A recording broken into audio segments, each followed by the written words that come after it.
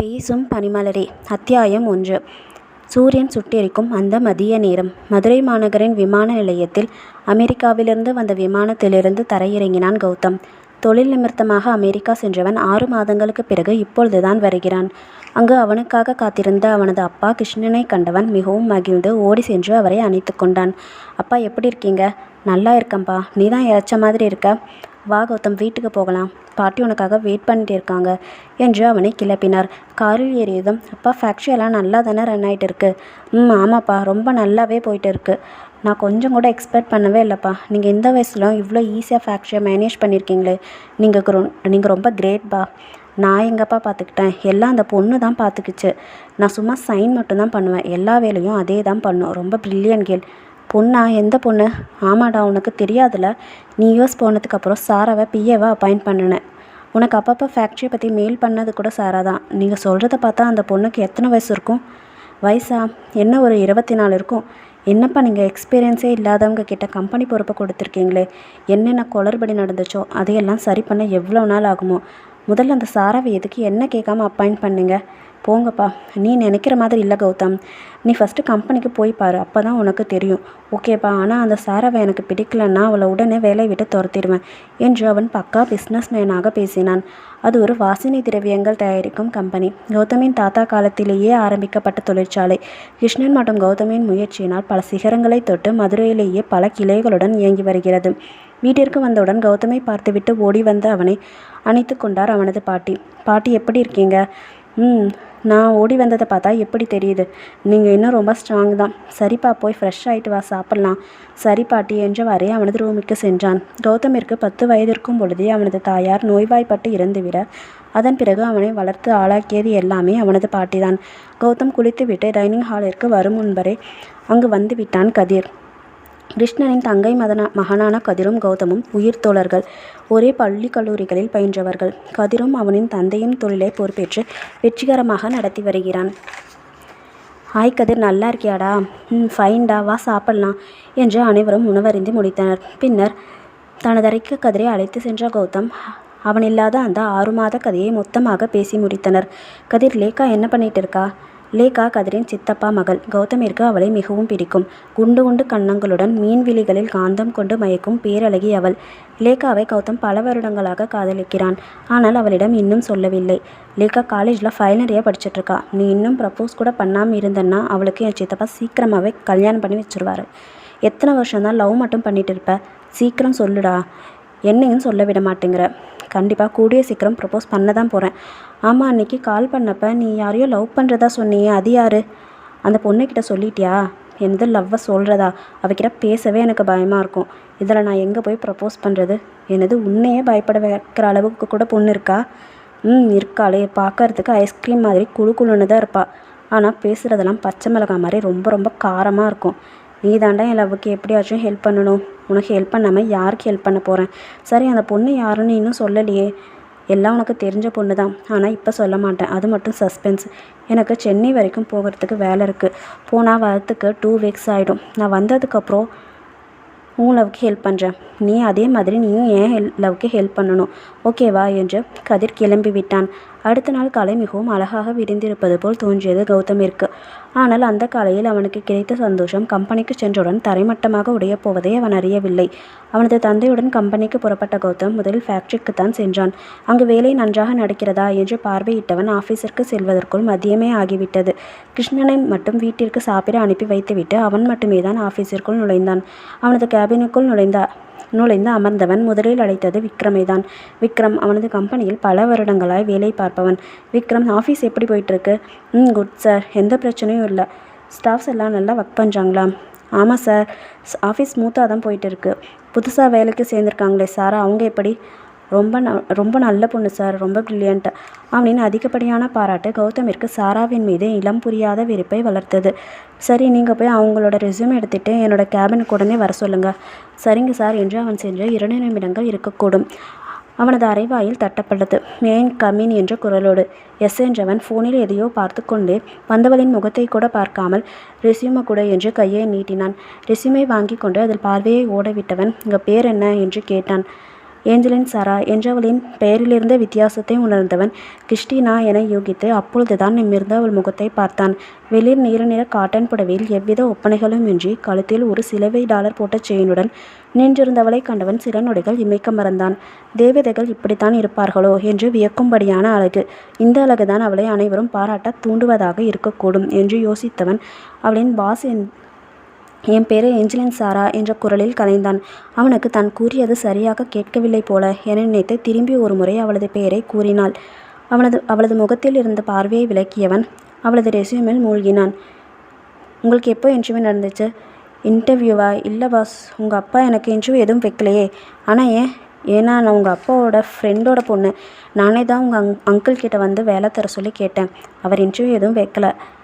அவனுக்கு அவன் தந்தையின் மீது கோபம் தலைக்கேறியது. அப்பொழுது பார்த்து அங்கே வந்த கிருஷ்ணனை சரமாரியாக கேள்விகள் கேட்க ஆரம்பித்தான். எப்படிப்பா கம்பெனி ரூல்ஸே பிரேக் பண்ணி இப்படி இன்டர்வியூ கூட வைக்காமல் இவங்களை செலக்ட் பண்ணீங்க? கம்பெனி ரூல்ஸா? அதுவே நான் போட்டது தாண்டா. ஒரு ஸ்டாஃபை செலக்ட் பண்ணுறதுக்கு கூட எனக்கு ரைட்ஸ் இல்லையா? இல்லைப்பா, நான் தானே எம்டி. ஸோ நீங்கள் என்ன கேட்டுக்கணும். எனக்கு இந்த பொண்ணை பிடிக்கல. அவர்கள் இருவரும் சண்டையிடுவதை பார்க்க சகியாதவளாய், அங்கிள் ப்ளீஸ், எனக்காக நீங்கள் சண்டை போட்டுக்க வேணாம். அவருக்கு பிடிக்கலன்னா நான் போயிட்டேன் அங்கிள். சாரா கொஞ்ச நேரம் அமைதியாரு என்றவர் அவளை வெளியே அனுப்பிவிட்டு மகனிடம் திரும்பினார். கௌதம் ப்ளீஸ்டா, அது என்னோட ஃப்ரெண்டோட பொண்ணு. என் ஃப்ரெண்டு கொஞ்ச நாளைக்கு முன்னாடி ஹார்ட் அட்டாக்ல இறந்துட்டான். சாராவோட அம்மாவுக்கும் நிறைய ஹெல்த் இஷ்யூஸ். அவங்க சொந்த ஊர் கொடைக்கானல் கிட்ட ஒரு கிராமப்பா. அந்த குளிர அவங்க அம்மாவுக்கு ஒத்துக்கலை. என்கிட்ட ஹெல்ப் கேட்டு தான் அவங்க இந்த மதுரையில் வந்து செட்டில் ஆயிருக்காங்க. நம்பி வந்தவங்கள எப்படிடா வெளியே போக சொல்கிறது? நீ என்னை மதிக்கிறதா இருந்தால் அந்த பொண்ணை எதுவும் சொல்லக்கூடாது என்று வேகமாக வெளியேறி விட்டார். கௌதமோ எதுவும் செய்ய முடியாத தன் நிலைமையை எண்ணி அவள் மீதே வெறுப்பை வளர்த்தான். நேராக சாராவிடம் சென்றவர், சாரா நீ எதுவும் தப்பாக எடுத்துக்காதம்மா. என் பையன் தொழில்னு வந்துட்டா ரொம்ப ஸ்ட்ரிக்ட். அதனால தான் அப்படி பேசிட்டான். நான் உன்னை பற்றி சொல்லியிருக்கேன். இனிமேல் அப்படி எதுவும் பேச மாட்டாம்மா. இல்லை அங்கிள், அவருக்கு பிடிக்காட்டி நான் போயிடுறேன். எனக்கு ஒரு பிரச்சனையும் இல்லை. எனக்கு வேறு இடத்துல வேலை கிடைக்காமலா போயிடும். நீ இப்படி பேசினா எனக்கு பிடிக்காது சாரா. நான் உன்னை என்னோட பொண்ணு மாதிரி தான் நினைக்கிறேன். நான் உயிரோடு இருக்க வரைக்கும் உன்னை விடமாட்டேன். ஐயோ அங்கிள், எதுக்கு இப்படியெல்லாம் பேசுகிறீங்க? விடுங்க அங்கிள், நான் பார்த்துக்கிறேன். நீங்கள் வீட்டில் போய் ரெஸ்ட் எடுங்க. அப்புறம் என் பையனுக்கு சட்டுன்னு கோவம் வந்துடும். உன்னை திட்டினாலும் கொஞ்சம் பொறுத்துக்கமா. சரி அங்கிள், உங்கள் பையனை சமாளிக்கிறதுன்னு எனக்கு பெரிய பிரச்சனையாக இருக்காது.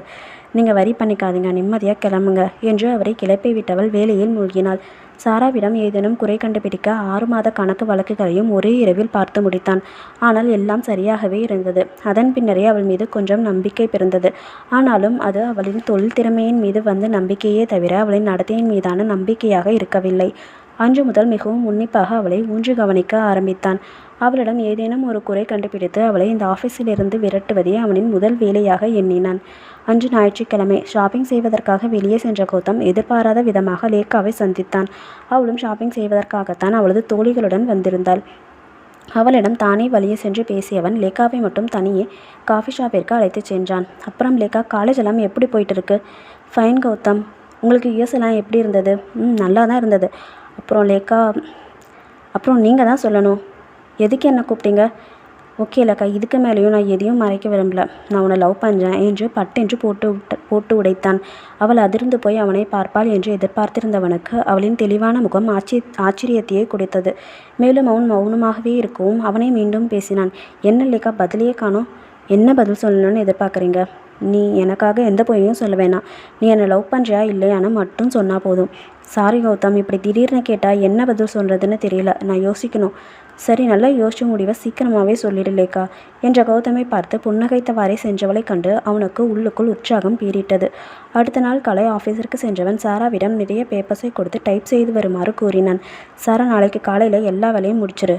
ஓகே பாஸ், நீங்கள் வரி பண்ணாதீங்க, நான் சீக்கிரமாகவே எல்லாத்தையும் முடிச்சிடறேன் என்று புன்னகைத்து சென்றவளை பார்த்த பொழுது இவளை போல் எப்பொழுதும் சிரித்த முகமாக இருக்க அனைவருக்கும் கவலையே இல்லாத வாழ்க்கையை கடவுள் கொடுத்திருக்க வேண்டுமோ என்று அவனுக்கு தோன்றியது.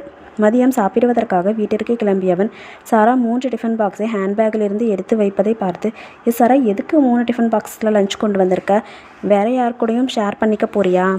இல்லை பாஸ், என் அம்மா தான் இப்படி பண்ணி வச்சுருக்காங்க. நான் சோகமாக இருந்தால் நிறைய சாப்பிடுவேன். அதனால் அம்மா எனக்காக நிறைய சமைச்சு வச்சுட்டாங்க. யார், நீ சோகமாக இருக்கியா? ஆமாம் பாஸ். நம்ப முடியலையே. ப்ராமிஸா பாஸ்? அப்படி என்னமா உனக்கு சோகம்? இன்னைக்கு என் அப்பாவோட நினைவு நாள் என்றவளின் முகத்தில் அப்பொழுது கூட சோகத்தின் சாயல் தென்படவில்லை. பாஸ், எனக்கு எங்கள் அப்பாவோட ஞாபகமாகவே இருக்குது. நான் கொஞ்ச நேரம் ப்ரே பண்ணிக்கவா என்றவளை அவன் தடுத்து எதுவும் கூறவில்லை. அவளது டேபிள் டோரில் இருந்து சிலுவை ஒன்றை வெளியில் எடுத்தவள் அதை டேபிள் மேலேயே வைத்துவிட்டு அவளது சேலையை தலைக்கு முட்டி போட்டபடி கண்களை மூடி ஏதோ தியானிக்க ஆரம்பித்தாள். அவள் என்ன செய்கிறாள் என்று பார்ப்பதற்காகவே சாப்பிடக்கூட செல்லாமல் அவனது அறையில் இருந்தவாறு அவளை கவனிக்கத் தொடங்கினான். 1/2 மணி நேரத்திற்கு பிறகானதும் எழுந்தவளின் முகத்திலிருந்து அவனால் எதையுமே கண்டுபிடிக்க முடியவில்லை. அதன் பிறகு சாப்பிட ஆரம்பித்தவள் அப்படியே கம்ப்யூட்டரை ஆன் செய்து டைப் செய்து கொண்டே சாப்பிட்டாள். கௌதமும் அவனது அறைக்கே லஞ்சை கொண்டு வர சொல்லி சாப்பிட்டு முடித்து வேலையில் மூழ்கி போனான். எவ்வளவு நேரம் சென்றதோ ஃபோனில் கால் வரவே சிக்னல் இல்லாமல் போகவும் எழுந்து வெளியே சென்று பேசிவிட்டு வந்தான். வரும்பொழுதுதான் கவனித்தான். சாரா இன்னும் சாப்பிட்டபடியே தான் டைப் செய்து கொண்டிருந்தாள். அவளும் அவனை கவனிக்கவில்லை. அவள் எதிரே வந்து நின்றவன் சாரா என்று சப்தமிட்டு அழைக்கவும் திடுக்குட்டு போய் நிமிர்ந்தாள். ஆஃபீஸ் டைமில் என்ன பண்ணிட்டு இருக்க? அது பாஸ், எனக்கு ரொம்ப பசிச்சது, அதனால தான் சாப்பிட்டுட்டே ஒர்க் பண்ணிட்டு இருக்கேன். அதுக்குன்னு எவ்வளோ நேரம் சாப்பிடுவேன்? 2 மணி நேரமாவா? நீ கொண்டு வந்த அந்த 3 டிஃபன் பாக்ஸையும் முடிச்சிட்ட போலையே. தலை குனிந்தபடி டேபிளில் எதையோ நகத்தால் கீறியபடி நின்று கொண்டிருந்தவளை கண்டு அவனுக்கு கோபமாக வந்தது. உன்னை தான் கேட்குறேன், இவ்வளோ சாப்பாடை இப்படி ஒட்டுக்கா சாப்பிட்டா வயிறு வெடிச்சு செத்து போவேன். சாரி பாஸ், நானும் இப்படி சாப்பிடக்கூடாதுன்னு கண்ட்ரோல் பண்ண தான் ட்ரை பண்ணுறேன். பட் என்னால் முடியல. இன்றைக்கி மட்டும் வீட்டில் இருந்திருந்தேன்னா காலையிலேருந்தே சாப்பிட ஸ்டார்ட் பண்ணியிருப்பேன். நான் ஸ்டாப்பாக சாப்பிட்டுக்கிட்டே இருப்பேன். நான் டாக்டர்கிட்ட கூட போனேன் பாஸ். ஸ்ட்ரெஸ் அதிகமானால் சில பேருக்கு இப்படி சாப்பிட்டுட்டே இருக்க மாதிரி ஃபோபியா கூட வருமா பாஸ். அப்படி என்ன உனக்கு ஸ்ட்ரெஸ்? நான் தான் காலையிலேயே சொன்னேனே, அப்பாவை ரொம்ப மிஸ் பண்ணுறேன் பாஸ், அதனால தான். சாரி பாஸ், இருந்தாலும் நான் ஆஃபீஸ் டைமில் இப்படி பண்ணியிருக்கக்கூடாது. சாரி என்று தலை குனிந்து சொன்னாள். அப்படி ஒரு புதுமையான வியாதியா என்று நினைத்தவன் அதன் பிறகு அவளிடம் எதுவும் பேசாமல் அவனது அறைக்கு சென்று விட்டான். அன்று மாலை சீக்கிரமே வீட்டிற்கு வந்தவன் லேக்காவிற்கு ஃபோன் செய்தான். அவள் ஃபோனை எடுக்கவும், என்ன லேக்கா, டிசைட் பண்ணிட்டியா? இல்லை கௌதம், எனக்கு ரொம்ப கன்ஃபியூஷனாக இருக்குது. என்னால் எந்த டிசிஷனும் எடுக்க முடியல. நானே உங்களுக்கு கால் பண்ணுறேனே, ப்ளீஸ் அது வரைக்கும் எனக்கு கால் பண்ணாதீங்க என்றவாறு ஃபோனை வைத்து விட்டாள். அவனுக்கு தான் எதுவோ போல ஆகிவிட்டது. அடுத்த நாள் காலை ஆஃபீஸிற்கு சென்றவன் சாரா இன்னும் வராததை பார்த்து அவள் மொபைலுக்கு கால் செய்தான். அவள் ஃபோனையும் எடுக்கவில்லை. நேற்று கொடுத்த வேலையை அவள் முடித்து விட்டாளா என்றும் அவனுக்கு தெரியவில்லை. எரிச்சலுடனேயே அமர்ந்திருந்தவன் லேட்டாக வந்த சாராவை வறுத்தெடுத்து விட்டான். இதுதான் ஆஃபீஸ் வர டைமா? இஷ்டப்படி வந்து போக இது என்னன்னு நினச்ச? சாரி பாஸ், வர வேலையில் ஸ்கூட்டர் பஞ்சர் ஆகிடுச்சு. அதை சரி பண்ணி வரத்துக்குள்ளே லேட் ஆகிடுச்சு. எல்லாத்துக்கும் ரீசன் சொல்லு. நேற்று கொடுத்த வேக்ஸ் எல்லாம் முடிச்சிட்டியா? முடிச்சிட்டேன் பாஸ், போய் எடுத்துகிட்டு வரவா என்று அவளை அனுப்பியவன் அவனது அறைக்கு போய் அமர்ந்தான். வேகமாக போய் ஃபைலை எடுத்து வந்தவள் அவனிடம் கொடுத்தாள். அவளை முறைத்தவாறே வேகமாய் ஃபைலை வாங்கியவன் அதை பார்க்க தொடங்கினான். பாதி ஃபைலை முடித்த பின் அதிலிருந்து ஏதோ பேப்பர் தனியே பறந்து கீழே விழுந்தது.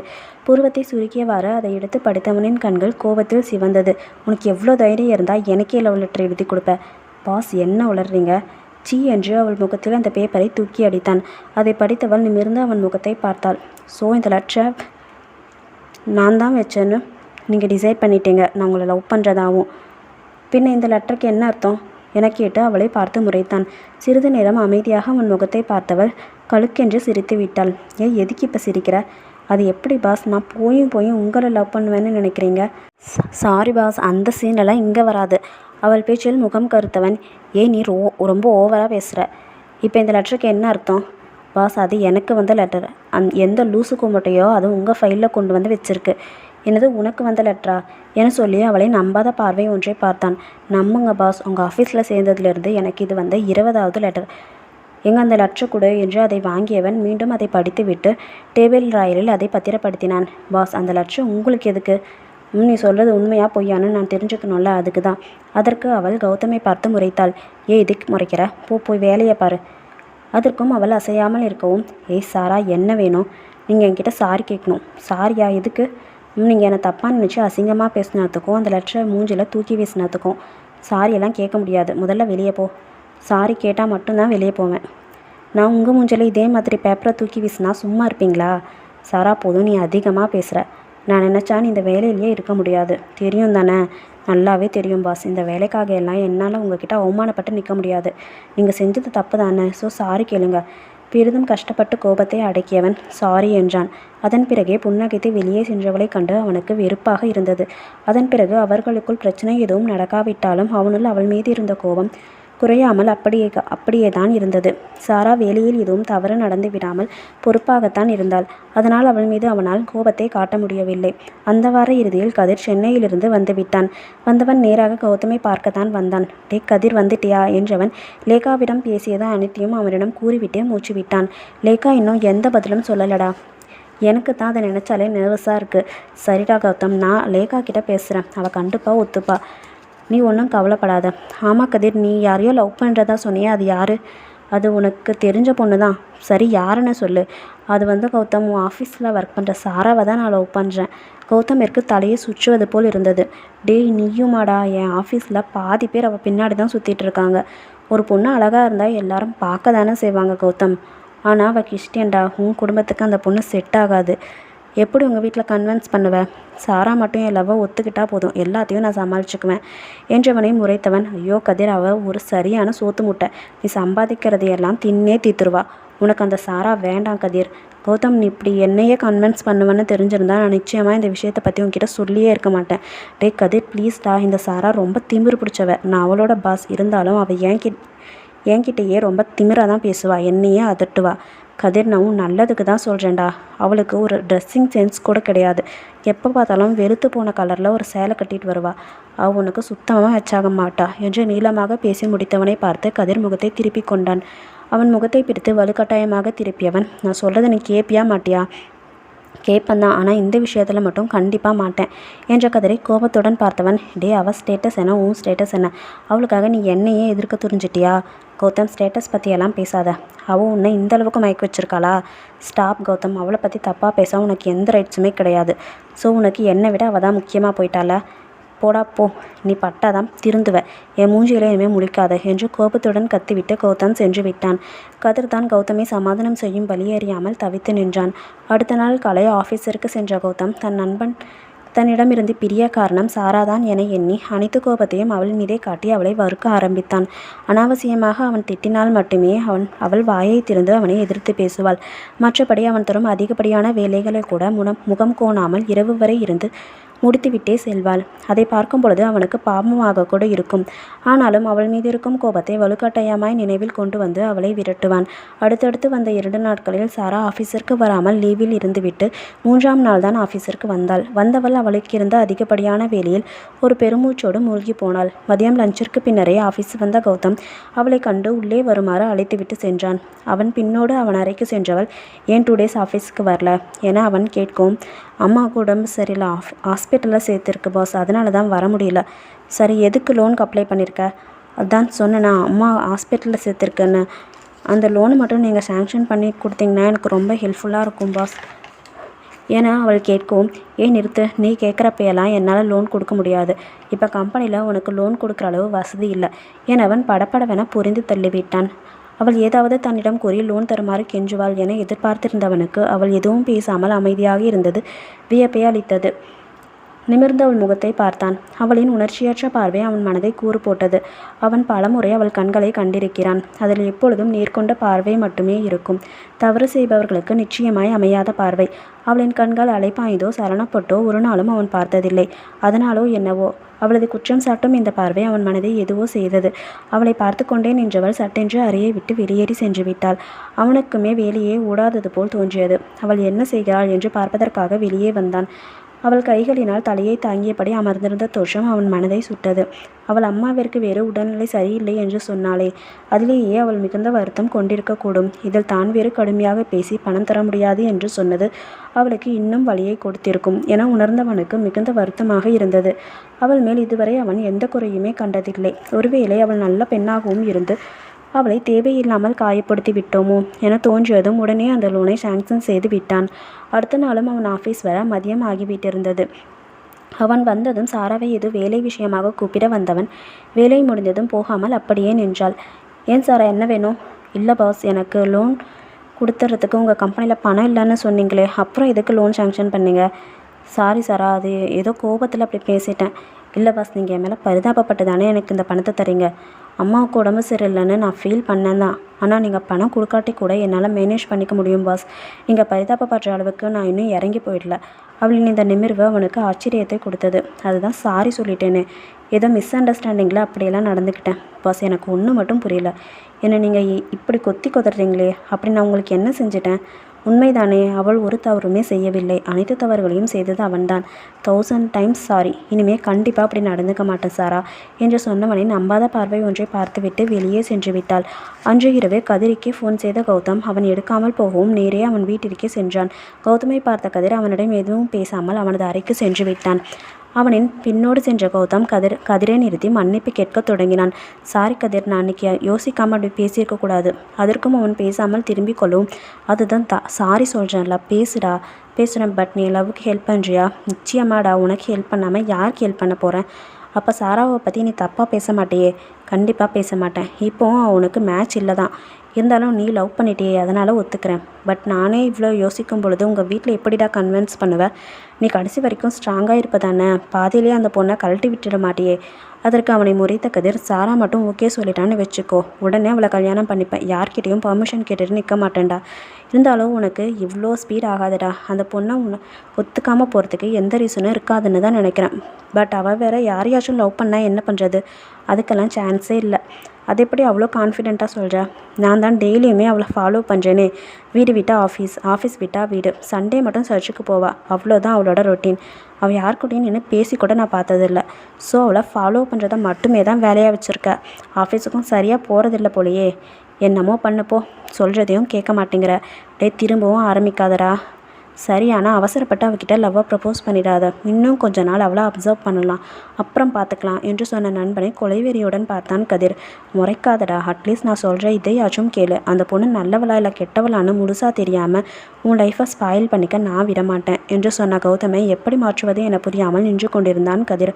ஆனால் பின்னாளில் இவர்கள் இருவருக்குள்ளும் மிகப்பெரிய பிளவை ஏற்படுத்தி அவர்கள் இருவரையும் எதிரிகளாக நிற்க சாராவே முதல் காரணமாக இருக்கப் போகிறாள் என தெரிந்திருந்தால் நிச்சயமாய் இவர்கள் அவளை பற்றி பேசியிருக்க மாட்டார்கள். பேசும் பனிமலரே. அத்தியாயம் 2. அன்று ஆஃபீஸிற்கு கதிருடன் வந்த கௌதம் சாராவை அவனுடைய கேபினிற்கு வர சொல்லி சென்றான். உடனே அவளும் எழுந்து சென்றாள். சாரா, இது கதிர், என்னுடைய ஃப்ரெண்டு என அறிமுகம் செய்ய, என்ன பாஸ் நீங்கள்? கதிர் சாரா எனக்கு தெரியாதா? அடிக்கடி நம்ம ஆஃபீஸுக்கு வருவாரே என்று சொல்லி கதிரை பார்த்து அவள் புன்னகை ஒன்றை சிந்த கௌதம் பெருமூச்சை வெளியேற்றினான். ஓகே சாரா, நாம் புதுசாக ஒரு ப்ராஜெக்ட் ஸ்டார்ட் பண்ண போகிறோம். அதில் கதிரும் பார்ட்னர். ஸோ இனிமேல் கொஞ்ச நாளைக்கு மேக்ஸிமம் இங்கே தான் இருப்பான். அவனுக்கும் நீ தான் ஹெல்ப் பண்ணணும். ஓகே பாஸ் என்று அவள் வெளியில் சென்று விட்டாள். அதன் பிறகு கதிரும் அடிக்கடி அங்கு வருவது பழக்கமாகிவிட சாராவும் இயல்பாகவே அவனுடன் பழக ஆரம்பித்து விட்டாள். அவளின் இனிமையான நட்பு கதிருக்கு மட்டுமே என்று கௌதமிற்குமே பிடித்து போனதுதான் அங்கு ஆச்சரியம். மூவரும் இணைந்தே அந்த ப்ராஜெக்டில் பல வேலைகளை செய்ய வேண்டியிருந்தது. அதில் கதிருக்குத்தான் மிகுந்த மகிழ்ச்சி. கௌதம், நான் சீக்கிரமாகவே சாரா கிட்ட ப்ரப்போஸ் பண்ணலான்னு இருக்கேன். சரிதான், பட் இன்னும் கொஞ்ச நாள் வெயிட் பண்ணுடா, அந்த ப்ராஜெக்ட் முடிஞ்சிடட்டும். ஏண்டா? ஆமாம், பின்ன நீங்கள் 2 பேரும் லவ்வர்ஸ் ஆகி ஊர் சுற்ற ஆரம்பிச்சிட்டா அப்புறம் இந்த ப்ராஜெக்டை நான் யாரை வச்சு முடிக்கிறது என கேட்ட நண்பனை கண்டமேனிக்கு முறைத்து வைத்தான் கதிர். அன்று ஞாயிற்றுக்கிழமை. அன்று கூட சாராவை ஆஃபீஸிற்கு வரவழைத்த கௌதம், சாரா இன்னைக்கு சைட்டில் கொஞ்சம் ஒர்க் இருக்குது, ஸோ நீயும் அங்கே வர. வேலையை முடிச்சுட்டு மதியத்துக்குள்ளார உன்னை ஆஃபீஸ்லேயே கொண்டு வந்து விட்டுறேன் என்றவாறு அவளையும் கூட்டிக் கொண்டு சைட்டிற்கு சென்றான். போகும் வழியிலேயே கதிரும் காரில் ஏறிக்கொள்ள சைட்டிற்கு சென்று அவர்கள் திரும்பி வர மதியத்திற்கும் மேலானது. கௌதம், ரொம்ப பசிக்குது, ஏதாச்சும் ஹோட்டலில் நிறுத்து, சாப்பிட்டுட்டு போகலாம் என்றான் கதிர். சரி என்றபடியே கௌதமும் ஹோட்டலில் நிறுத்த மூவரும் இறங்கினர். இறங்கியவுடன், பாஸ் ஒரு 2 minutes ரெஸ்ட் ரூம் போயிட்டு வந்துடுறேன் என்றவாறு சாரா சென்று விட்டாள். கௌதமும் கதிரும் ஹோட்டலில் உள்ளே சென்றவர்கள் ஒரு டேபிளில் அமர்ந்தவர். வந்த பேரரிடம், இன்னைக்கு சண்டே தானே, ஏதாச்சும் நான்வெஜ் ஆர்டர் பண்ணு என்று கௌதம் கூற கதிரும் பல ஐட்டங்களை ஆர்டர் செய்து தள்ளினான். எதுக்குடா இவ்வளோ ஆர்டர் பண்ணுறா? போதுண்டா. கௌதம் கத்தவும் இல்லாமல் லிஸ்ட்டை நிறுத்தினான். அதன் பின்னரே சாரா வந்தாள். சாப்பாடு வரும் வரையிலேயுமே மூவரும் எதுவும் பேசிக்கொள்ளவில்லை. பேரர் ஆர்டர் செய்த ஐட்டங்களை கொண்டு வந்து வைக்கும் பொழுது கூட அவள் மொபைலில் தீவிரமாக எதையோ பார்த்து கொண்டிருந்தாள். சாரா, சாப்பிடு என்ற பிறகுதான் அவள் நிமிர்ந்து பார்த்தாள். பார்த்து அவள் விழிகள் சாசர் போல் அப்படியே விரிய 2 அடி சேருடனேயே பின்னால் நகர்ந்து சட்டென எழுந்து நின்றாள். அதன் பின்னரே அவர்கள் இருவரும் தன்னையே பார்த்து கொண்டிருப்பதை உணர்ந்தாள். இருவர் முகத்தையும் மாறி மாறி பார்த்தவள் முகத்தில் வரவழைக்கப்பட்ட புன்னகையுடன், ஐயோ பாஸ், அம்மா ஃபோன் பண்ண சொன்னாங்க, மறந்தே போயிட்டேன், ஃபோன் பேசிட்டு வந்துடுறேன், நீங்கள் சாப்பிட்டுட்டே இருங்க என்றவாறு வாயில் வந்ததை உளறி கொட்டிவிட்டு ஹேண்ட்பேக்கை எடுத்துக்கொண்டு விழுந்தெடுத்து கொண்டு ஓடினாள். உடனே கதிரிடம் திரும்பிய கௌதம், இவ்வளோ நேரம் நல்லா தானே இருந்தா, திடீர்னு என்ன ஆச்சு இவளுக்கு என்று கேட்டான். எனக்கு எப்படிடா தெரியும்? சரிதான், சாப்பிடு என்று கௌதம் சொல்ல இருவரும் சாப்பிடத் தொடங்கினர். வெகு நேரம் கழித்தும் அவள் வராமல் போகவும் கௌதம் சாராவுக்கு ஒரு ஃபோன் பண்ணி பாரு, இன்னும் காணலையே என்றான். ரொம்ப தான் அக்கறை. ஆமாடா, ஃபோன் பண்ணி பாரேன் என்றான். சரி, பண்ணி தொலைகிறேன் என்றவன் சாராவிற்கு ஃபோன் செய்தான். சாரா, என்ன பண்ணுற? சாப்பிட வரலையா? வரல பாஸ். ஏன் பாஸ்? நான் வெஜிடேரியன். நான்வெஜ் எல்லாம் கண்ணால் பார்த்தா கூட பாவம் வந்துன்னு நினைப்பேன் பாஸ். என்ன போய் அவ்வளோ நான்வெஜ் ஐட்டம் முன்னாடி உட்கார வச்சிட்டிங்களே, இது உங்களுக்கே நியாயமா என்றவளின் கேள்வியில் அவனுக்கு சிரிப்பு வந்தது. சிரிப்பை அடக்கியவன், சரி சரி விடு வா, உனக்காக வெஜ்ஜில் ஏதாச்சும் ஆர்டர் பண்ணிக்கலாம். ஐயோ சாமி, ஆளை விடுங்க. நீங்கள் ஆர்டர் பண்ணுற டிஷ்ஷெல்லாம் பார்த்ததுக்கே எனக்கு வயிறு ஃபுல்லாகிடுச்சு. இன்னும் 2 நாளைக்கு எனக்கு பசிக்கவே செய்யாது பாஸ். நான் இப்படியே கிளம்பவா? சாரா, எப்படி போவேன்? உன் ஸ்கூட்டி தான் ஆஃபீஸில் இருக்கே. இல்லை பாஸ், ஆட்டோவில் போய்க்கிறேன். நாளைக்கு வந்து கூட ஸ்கூட்டியை எடுத்துப்பேன்.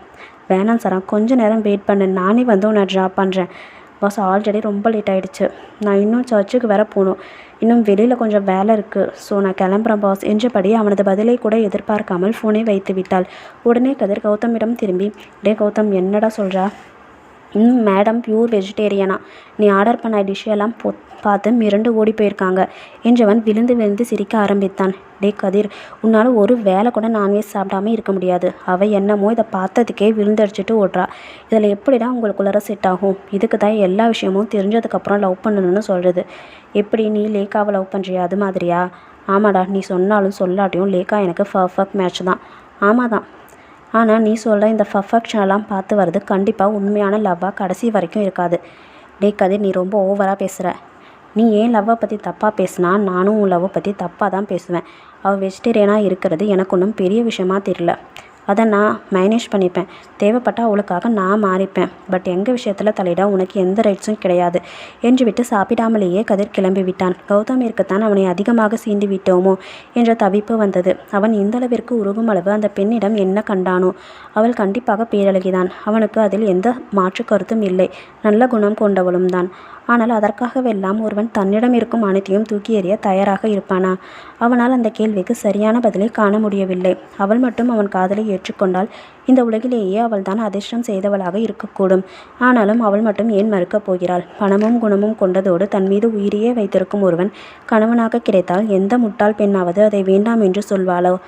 ஆனால் அந்த சாரா அவனைப் போலவே கதிர் மீது உண்மையான அன்பு கொண்டிருக்க வேண்டும் என்று கதிரும் விரும்புகிறான். கௌதமிற்கு கதிரின் காதலை கண்டு சிறிதல்ல பெரியதாய் பொறாமையே கூட வந்திருந்தது. மறுநாளும் கௌதமி தான் கதிரிடம் சென்று பேசினான். ஆனால் கதிர் கௌதமியின் மீது இன்னும் கோபமாகத்தான் இருந்தான்.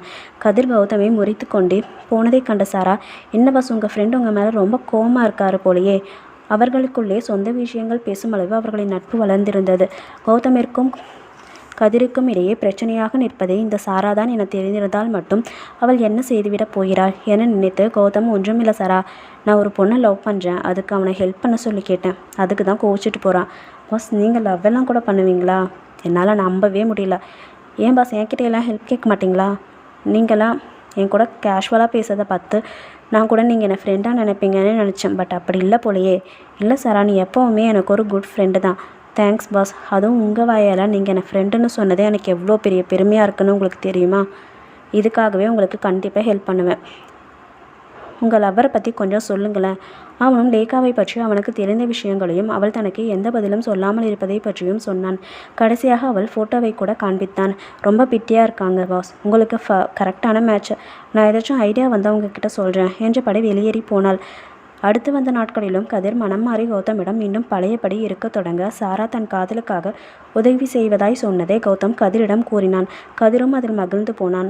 அதன் பிறகு 2 நாட்கள் கடந்திருந்த நிலையில் மீண்டும் ஏதோ வேலையாய் வெளியே சென்றவர்கள் திரும்பி ஆஃபீஸிற்கு வந்து கொண்டிருந்தனர். அப்பொழுது எதிர்பாராத விதமாக லேக்காவை சந்தித்த கதிர் அவளிடம் நின்று பேச தொடங்கினான். லேக்கா, என்ன இந்த பக்கம்? ஷாப்பிங் வந்தேன்னா முடிஞ்சது. வீட்டுக்கு தான் போயிட்டு இருக்கேன். ஓ அப்படியா, வாங்க லஞ்ச் சாப்பிட்டுட்டு போகலாம். வேணாம் அண்ணா, வீட்டில் அம்மா வெயிட் பண்ணிட்டு இருப்பாங்க. பரவாயில்லவா, நான் அம்மா கிட்ட பேசிக்கிறேன். இன்றைக்கி கௌதம் ப்ராஜெக்ட் சக்ஸஸ் ஆனதுக்காக எங்களுக்கெல்லாம் ட்ரீட் வைக்கலாம். ஸோ நீயும் வா என்று ஏதோ போய் சொல்லி வலுக்கட்டாயமாய் அவளை இழுத்து சென்றான் கதிர். கௌதமும் சிரித்து கொண்டே காரை எடுக்க கதிர் பின் சீட்டில் சாராவுடன் அமர்ந்து கொண்டான். கதிரை முறைத்து கொண்டே லேக்கா முன் சீட்டில் அமர்ந்து கொண்டாள். ஒரு நிமிடம் திரும்பி சாராவை கேள்வியாய் நோக்க கதிருடனே இது சாரா, கௌதமோட செக்ரட்டரி என்று சொன்னான். லேக்காவும் சாராவை பார்த்து சிநேகமாகவே புன்னகை செய்தாள். கௌதம ஷாப்பிங் மாலில் காரை பார்க் செய்துவிட்டு அங்கிருக்கும் ஒரு ஹோட்டலுக்கு அழைத்து சென்றான். லிஃப்டில் ஏறி மேலே சென்ற பிறகே கதிர் சாரா தங்களுடன் வரவில்லை என்பதை கவனித்தான்.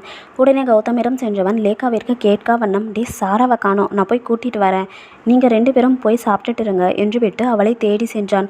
அதை பார்த்த லேகா, ஏன் கதிர் என்ன போகிறாங்க என்று கௌதமிடம் கேட்டாள். நாம் 2 பேருக்கும் பிரைவசி கொடுக்க தான். அதற்கு அவனை முறைத்தவள், கௌதம், நம்ம விஷயம் அவருக்கு தெரியுமா என்று கேட்டாள். ஆமாம் தெரியுமே என்று விட்டு முன்னால் சென்று டேபிளில் அமர்ந்தான். பின்னோடு வந்து அவன் அருகே அமர்ந்தவள், கௌதம், நீங்கள் சொன்னதை பற்றி நான் நல்லா யோசிச்சு பார்த்தேன். பட் எனக்கு உங்கள் மேலே லவ் ஃபீல் மட்டும் வரவே இல்லை. நம்ம வேணால் கொஞ்ச நாளைக்கு ஃப்ரெண்ட்ஸாக இருக்கலாம். எனக்கு உங்கள் மேலே லவ் வந்தால் அப்புறம் அதை பற்றி பேசிக்கலாம். லெட்ஸ் பி ஃப்ரெண்ட்ஸ் என கை கொடுத்தாள். அவனும் அவள் கையை பிடித்து குலுக்கி விட்டு சாப்பிட ஆரம்பித்தனர்.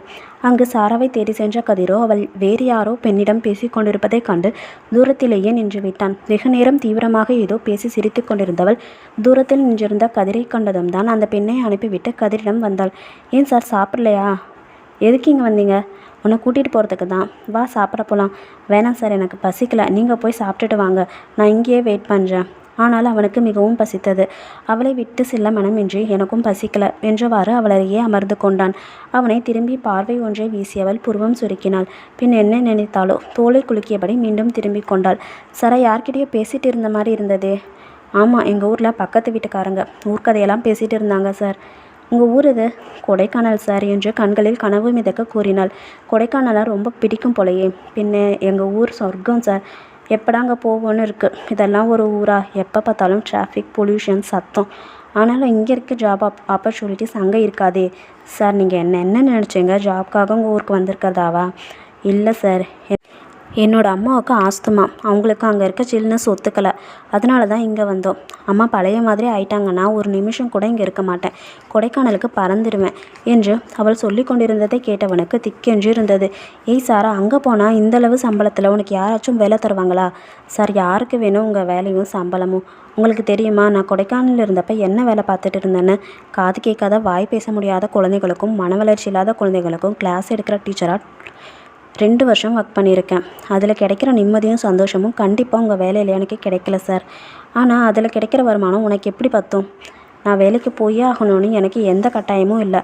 உங்களவுக்கு இல்லைனாலும் நாங்களும் கொஞ்சம் வசதியானவங்க தான் சார். நான் இப்போ சொன்னதையெல்லாம் தயவு பண்ணி என்னோடய பாஸ்கிட்ட சொல்லிடாதீங்க.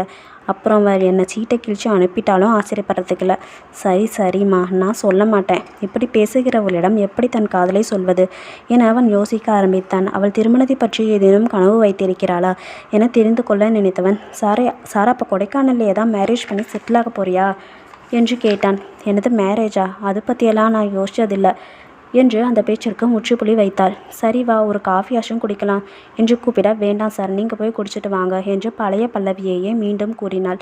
சப்பா, நீ எதுவும் குடிக்க வேணாம், அட்லீஸ்ட் எனக்கு கம்பெனியாச்சும் கொடுவா என்றான். நான் வருவேன், பட் நீங்கள் எதுவும் நான்வெஜ் சாப்பிட மாட்டீங்களே? அடிப்பாவி, அதனால தான் வரமாட்டேன்னு சொல்கிறியா? ஆமாம் சார். அப்போ பசிக்கிற வயத்தை வச்சுட்டு தான் பொய் சொல்கிறியா? அவள் மௌனமாக தலை குனிந்தபடி இருக்கும். சரி வா, நான் பியூர் வெஜ் ஹோட்டலுக்கே கூட்டிகிட்டு போகிறேன். அப்போ வாங்க சார் போகலாம், ரொம்ப பசிக்குது என சட்டனை எழுந்து நின்றாள். அதை கண்டவனுக்கு சிரிப்பு தான் வந்தது. அதை முன்னமே சொல்கிறதுக்கு என்ன? அப்படி இல்லை சார், எனக்காக நீங்கள் எதுக்கு உங்கள் ரொட்டீனை மாற்றிக்கணும்? இப்படியெல்லாம் இன்னொரு வாட்டி பேசினா நீ இப்போ பார்த்துட்ருக்க வேலையை பற்றி கழுவி ஊற்றுனையே, அதையெல்லாம் கௌதம் கிட்ட வத்தி வச்சுருவேன். ஐயோ சார், வேணாம். நீங்கள் என்னையும் ஃப்ரெண்டாக நினைக்கிறதா இருந்தால் இனிமேல் இப்படி பேசக்கூடாது, சரியா? சரி சார், வாங்க. சரி வா, சாப்பிட போகலாம் என்று இருவரும் சாப்பிட்டு கொண்டிருக்கும் பொழுதே கௌதம் ஃபோன் செய்தான். எங்கடா இருக்கீங்க? என்னை தனியாக கழட்டி விட்டுட்டு போயிட்டீங்கல்ல? டே, உங்களை டிஸ்டர்ப் பண்ணக்கூடாதுன்னு தான் நாங்கள் தனியாகவே வந்தோம். நீ என்னடா இப்படி சொல்கிற? எங்கே இருக்கீங்கன்னு சொல்லு, நானே அங்கே வரேன் என்று கௌதம் சொல்ல, ஹோட்டலின் பெயரை சொன்னதும் அங்கு வந்து விட்டிருந்தான். ஏன்டா என் லவ்வுக்கு ஹெல்ப் பண்ணுறேன்னு சொல்லிட்டு 2 பேரும் இங்கே உட்காந்து முக்கிட்டு இருக்கீங்க? பாஸ், எதுக்கு இப்படி டென்ஷன் ஆகிறீங்க? என்கிட்ட ஒரு ஐடியா இருக்குது, அது கண்டிப்பாக சக்ஸஸ் ஆகும்னு தான் நினைக்கிறேன். என்ன ஐடியா? இப்போ நிறைய பேர் ட்ரை பண்ணுற ஐடியா தான். என்னென்னு சொன்னால் தானே சாரா தெரியும். பாஸ், ஏதாச்சும் சினிமா தேட்டருக்கு கூட்டிகிட்டு போய் அங்கே ஃபோட்டோஸ் எல்லாம் ஸ்க்ரீனில் போட்டு ப்ரப்போஸ் பண்ணுங்கள், கண்டிப்பாக அக்செப்ட் பண்ணிப்பாங்க. இது ஒர்க் அவுட் ஆகுமா? உங்களை சுற்றி நிறைய பேர் இருக்கும்பொழுது அவங்க முன்னாடி உங்களை லேக்கா மேடம் கண்டிப்பாக அவமானப்படுத்த மாட்டாங்க பாஸ். ஓகே, ட்ரை பண்ணி பார்க்கலாம். பட் எங்கே, எப்படி? பாஸ், அதெல்லாம் எனக்கு தெரியாது. ஏதோ எனக்கு வந்த ஐடியாவாக சொன்னேன். மற்ற ப்ராசஸ் எல்லாம் நீங்கள் தான் பார்த்துக்கணும். அதான் உங்கள் ஃப்ரெண்ட் இருக்காரே, அவரை வச்சு பார்த்துக்கோங்க. ஓகே, பிளான் பண்ணலாம். இப்போ ஆஃபீஸுக்கு கிளம்பலாம் என்று அனைவரும் ஆஃபீஸருக்கு கிளம்பி சென்றனர். அடுத்த நாள் கௌதம் ஆஃபீஸில் இருந்துவிட்டு ஏதோ வேலையாக அப்பொழுது தான் வெளியே செல்ல கிளம்பினான். அப்பொழுது சாராவை பார்த்தவன் அவள் ஏதோ யோசனையில் நகம் கடித்து கொண்டிருப்பதைக் கண்டு அவள் அருகில் சென்று அவள் தலையில் நங்கென்று கொட்டினான். பாஸ் என்ன பண்ணுறீங்க என்று அவள் கத்த. நீ முதல்ல என்ன பண்ணிட்டு இருக்கன்னு கேட்டா. சொல்லு என்று கேட்டான். இந்த அக்கௌண்ட் டேலி ஆக மாட்டேங்குது, அதான் யோசிச்சுட்டு இருந்தேன். அதுக்கு நகம் கடிப்பியா? எங்க உன் கையை காட்டு என்று அவள் கையை பிடுங்கி பார்த்தவன் அவளை முறைத்தான். உன் வயசு பொண்ணுங்களா எப்படி கையை அழகாக நகம் வளர்த்து பாலிஷ் பண்ணி வச்சுருக்காங்கன்னு பாரு. ஆனால் நீயே கையை எப்படி வச்சுருக்க? அட்லீஸ்ட் ஒரு நல்ல ட்ரெஸ் ஆச்சும் போட்டுட்டு வரியா? எப்போ பார்த்தாலும் கஞ்சாவியான கலரில் ஒரு saree. ஏன் சுடிதார்லாம் கூட நீ போட மாட்டியா? நாளையிலேருந்து நீ saree கட்டிகிட்டே வரக்கூடாது, சுடி மட்டும்தான் போட்டுட்டு வரணும். பாஸ் ப்ளீஸ் வேணாம். ஏன்? ஐயோ பாஸ், நான் இப்படி வரத்துக்கே இந்த ஆஃபீஸில் பாதி பேர் என்னையே சுற்றி சுற்றி வராங்க. இதில் நீங்கள் சொல்கிற மாதிரி வந்தேன்னா அவ்வளோதான், என்னால் தாங்க முடியாது. அப்புறம் நீங்கள் ஆஃபீஸை இழுத்து மூடிட்டு தான் போகணும். உனக்கு ரொம்ப தான் அழகாக இருக்கோன்னு ரொம்ப திமிரில் ஆடாத. என்னது நான் ஆடுறேனா? இல்லை பாஸ், உங்களுக்கு தான் என் மேலே பொறாமை, அதனால தான் இப்படி பேசுகிறீங்க. எனக்கு தேவை தான், உங்ககிட்ட வந்து சொன்னேன் பாரு, என்ன சொல்லணும் என்று சிரித்து கொண்டே சென்று அவனை பார்த்து அவளுக்கும் சிரிப்பு தான் வந்தது. மதியம் கௌதம் ஆஃபீஸில் இருந்த பொழுது கதிர் வேகமாக உள்ளே வந்தான்.